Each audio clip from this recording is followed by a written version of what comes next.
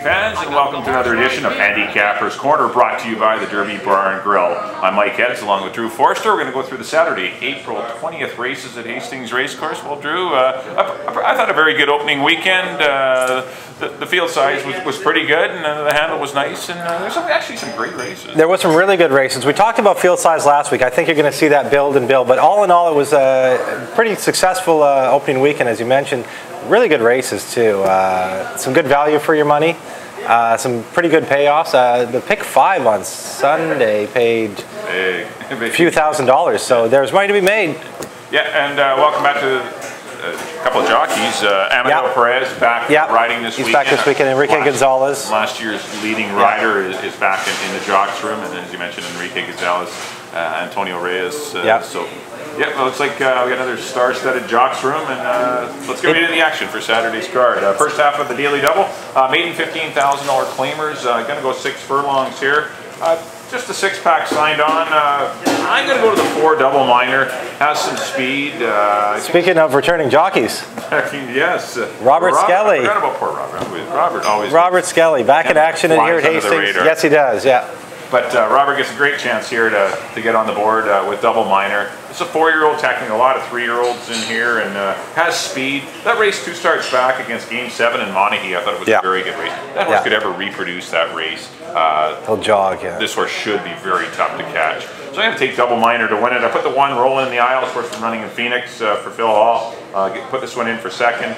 And the 2-horse Ludwig out of Dino Condolino's barn. They've been going very well opening weekend. Dino did well. Mel Snow, Troy Taylor, Craig McPherson, Greg Tracy. I mean, a lot of... Some of your usual suspects, The horses are ready to go. Dino's are ready to go. This one will debut in 2013 with blinkers on as well, and the work tap's good. So I went 4, 1, and 2. I did like the older. I was kind of leaning towards the older horses with the 4. I did notice you did that a lot this weekend in your picks. I like that angle. I have the same horse as you. I switched around a little bit. I put Ludwig on top because of Dino's strong start. His horses look like they're ready to go. They look good too, you know. And so I put him on top. I have double minor, the Robert Skelly, Melanie Walters combo in second, and rolling in the aisles for third. I think those are your 3 horses. I think they're kind of interchangeable. But because of Dino's strong start, I put Ludwig on top. On to the second, claiming $15,000 wide open for 3-year-olds and up. And I've gone to the 5, a Invader from Woodbine, or from Santa Anita, sorry, for trainer Anita Bolton, who is the assistant for veteran trainer Terry Jordan. Scott Williams takes the call on Cabo Chico. This is one that Bob Chima, a good friend of the Derby Bar and Grill, claimed this horse out of Santa Anita for $12,500. They don't make an aggressive move for him. They just bump him up to 15, and he looks extremely live in here. That would be like a best bet of the day kind of candidate for me. I really like Cabo Chico. The second spot I put Storm and Proud Papa.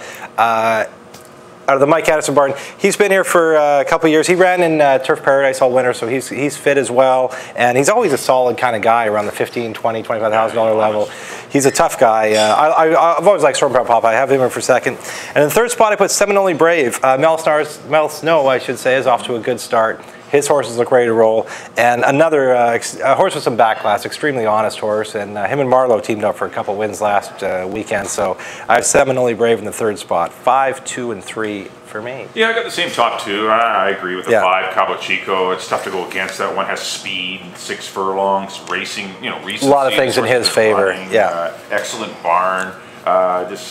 Just tough to go against. The price will likely be quite small, but Cabo Chico is a likely winner. Maybe you can hook him up in some doubles or pick 3s, or maybe extract a little more money out of him via the multiple leg wagers instead of just going straight on him. But 2, Storm and Proud Papa looks to be the biggest danger. He's kind of a cool horse that doesn't really seem to run too many bad races, but he's back in town after a long campaign in Phoenix. And I put the 1, Ishkar, for Dino in the Swift Thoroughbreds. In for third. This horse has been training well, and a horse that kind of just jumped into Hastings in mid-season last year to ship from New York. Boom, was running within a month. Yeah. And just I don't know if he ever caught up from the whirlwind tour from the East Coast to the West Coast.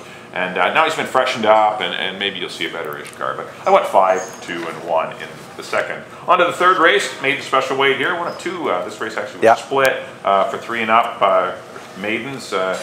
Got 7 of them here. I've gone to the 1-horse Montague once again, leaning on the 4-year-olds. I got 2 of them in here. The 5-horse Latoani, or however you pronounce the 5-horse. But Monaghy, good run last time against Game 7. If Double Minor wins the opener, boy, really, Monaghy might makes him look good. Yeah, he's been working well. Rail, short run to the first turn in a 6 furlong race. Not a lot of speed signed on in here, at least that they've shown anyway. And I think Monaghy gets a good trip. I put the 2 Bluegrass Pride of the Craig McPherson outfit, claimed by the Shaws. For 40 grand last fall at Woodbine, and brought here to Hastings. Series of good works, another one that could likely be very live. Fernando Perez rides, and I put another 4-year-old Latoani, the 5-horse, in for 3rd. But definitely like the 1 Monaghy. Not a strong pick. I've left out Step Up, who's 6th place, but he's a 3-year-old, and probably not at his best distance, going 6. I left out Go for Guinness, Rebus, who's been working well for Tracy McCarthy. So. But you got to pick someone. I landed on Monaghy, so I went 1, 2, and 5. This is kind of a wide open race. This is a really good betting race. I did go with Step Up, as you mentioned. The horse, he's a bit of a bridesmaid. 5 starts, 4 seconds, and a 3rd, but was running against like the toughest horses around. Running second to Proud Victor, Glencoe Kid. As you mentioned, maybe not his best distance, but I just think he's kind of got the class edge in here. And second, I did put Go for Guinness. He might be gone. He's very quick, really quick. Last year went 21 and 3, 45, and ended up just getting beaten in the neck. So he might be able to carry his speed in here. 6 furlongs might really fit him well. And the 3rd spot, I put the horse you mentioned, Bluegrass Pride, the one that Shaw's claimed out of Woodbine last fall with Fernando Perez aboard for Craig McPherson. 7, 3, and 2 for me. On to the 4th, Fillies and Mares claiming 15,000. Wide open. This is another good race. I went to the 7 Lasting Spice. I've always had a crush on this girl. Just an honest mare. She's been training lights out all spring. It wouldn't, even though we do see a lot of horses that have been running this winter, I see her as being dead fit. Just bullet after bullet. Tracy McCarthy definitely knows how to have him ready, and she looks the part this year. Yeah, very live. I have Lasting Spice on top. The 2nd spot, I put Eliodora. I noticed looking around other picks, everybody in the form really likes her. They got her best bet of the day. Only thing that worries me is back in a week. Maybe that race will be an advantage to her. Maybe it'll be a disadvantage to her. I'm not sure. Steve Henson does a very good job, so I'm sure he feels she came out of the race well, so he's going to put her back in a week. And in the 3rd spot, I put Notice Her. Coming from Turf Paradise. Fitness Edge. She's she's got good tactical speed. You can see Lasting Spice going to lead her, sitting just off her. Maybe she could run her down. I think she wants to go a little bit farther though. So I got 7, 1, and 2. Yeah, I've got the same 3 horses. I like Lasting Spice as well. I just couldn't really find a speed horse in here, and I think Lasting Spice or Notice Her. I think I like the Stephanotis Exactor here. Yeah. I've got 7, 2, and 1, but I think those are your pace horses. The 7 Lasting Spice and the 2 Notice Her. They're both honest mares. They seldom run bad races. And Eliodora, she's just been on a roll. She's just continuing big confidence. Another big run and.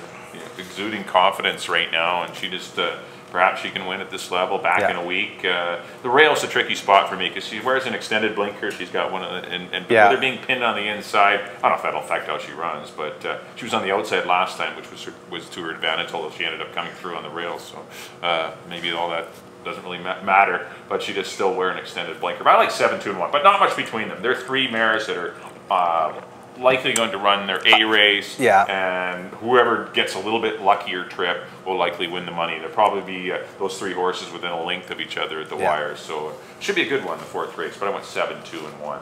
On to the 5th race, the other half of the maiden allowance split. Got a field of 8 here, going 6 furlongs. I'm going to go the 7 horse, Leo's in the house. Troy Taylor and the North American Thoroughbred Horse Corp hooking up here. A nice well-bred son of Lionheart out of a Distorted Humor mare. Lots of speed here. Lionhearts are very, very good. This horse has been working well. Great gate work and 122 and change.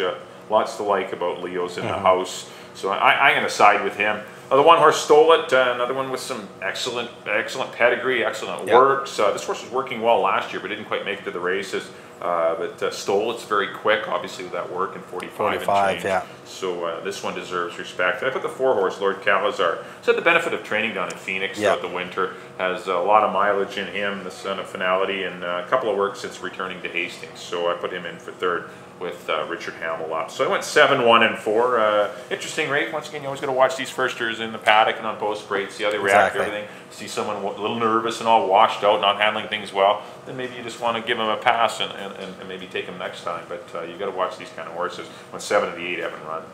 Exactly as you said, kind of up in the air because of that. Not much form to go off here. I did go with Leo's in the House too. I know that the Troy Taylor barn is very high on this horse. They think a lot of him. They bought him out of the Pegasus sale actually last spring, and he never made it to the races last year as a 2-year-old, but he comes in as a 3, and he's been working well.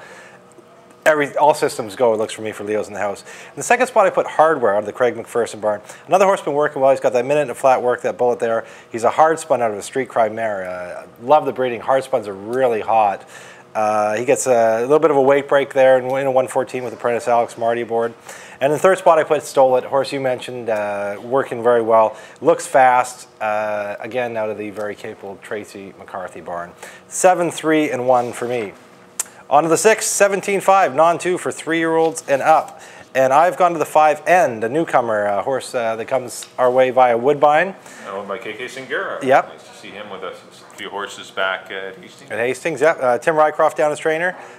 Scott Williams takes the call, and this horse has got great speed, which, you know, going 6 furlongs here on the bull ring early in the meet. He's been trained up at Kamloops. It looks like he's been training quite well. I've heard different reports that Tim Rycroft's horses are ready. They look good. They're ready to go. So I got End on top. The second spot I put Rockin' Cherokee, of course, out of the Troy Taylor barn. Aaron Greider aboard. And if he can get close to that race, you know, the 2- and 3-back races he ran down south in California, that will make him very much a handful here. And in the third spot I put Canucks Roar. This is a horse that came out of the gates last year, really strong. Last night, Canucks. Yes, they were not roaring last night.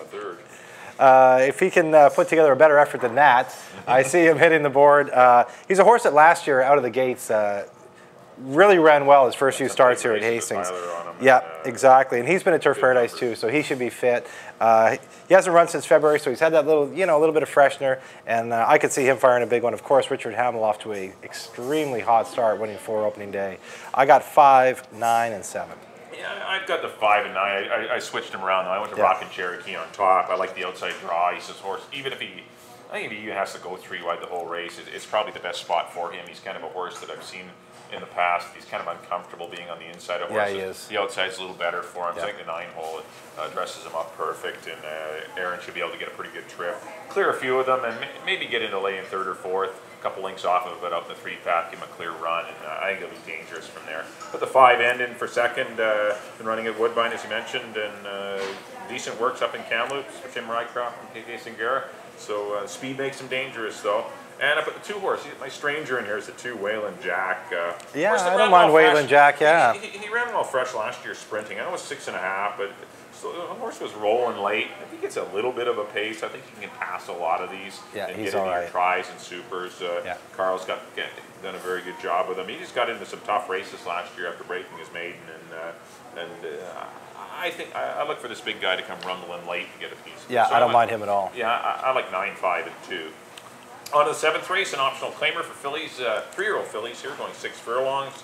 Got a full field signed on. We've scratched the outside horse for the 9. I guess he was or she was Pineapple. Number 1 X Silkworm will draw into run as of airtime, but I've gone to the number 1 entry. There's a whole pile of them. Yeah. You get 10:30, you get Holy Reina, and you get That's kind of cheating. Silkworm. I know. But you get a whole boatload of them. And they all look like they can run some take too. The Greg Tracy runners. Yeah. He's got 4 of them in here. He also saddles the 5 Tell Me Lies. But I like the 1 10:30 and the 1 8 Holy Reina. I think those are the 2 best ones in here. Yeah. I think Fernando Perez has been doing a lot of work in the Greg Tracy barn. So I would lean on whichever one Fernando shows up on is perhaps being the livest of the bunch. Yeah. So I'm going to go with the number 1 entry. I put the 2 I Want a Duster in for second. I think she can sprint. She got a favorable draw. Might be able to sit just in behind the leaders and be quite dangerous. And I put the 4 horse Market Way in for third. A little leery about the fact the horse went down to Santa Anita, didn't run, and not too sure what happened. but has had a lot of time off, but still a very gifted filly by aftermarket, and working well for a top outfit. So I went 1, 2, and 4. That's the way I see it, the 7th. I have the same horses. I just flip-flop. I did put Market Way on top. I like the fact that she was training down. She comes home with a suntan, dead fit. Troy's off to a good start. And just the way she ran last year, she looked pretty professional. She's got enough races in her to have the proper amount of seasoning. Those 3 starts. Unlucky to lose the first one. The races here last year were really good. Really impressive, yeah. She kind of ran away from these horses. So I'm going to go with her. I think that she translates well into a 3-year-old. Then, as you mentioned, the entry I put in the 2nd spot. You got 3 of them. Greg Tracy's horses have been training well all year. They look good and strong, so I have them in the 2nd spot. And I put I Want a Duster in the 3rd spot. Just not sure. It might be a little short for her. You know, even 6.5 is going to give her a little bit. A good, clever trip. I mean, you're going to sneak through on the inside, or yeah, absolutely. Well, Chamel is more than capable of, and she looks good in here too. But because of the distance, I put her in 3rd. I went 4, 1, and 2. On to the nightcap. 3-year-olds and up, 4,000 non-winners of 2 lifetime. And, or fillies and mares, sorry. And I've gone to the Troy Taylor entry again, El Ciervo. One that was running at Turf Paradise, Santa Anita over the winter.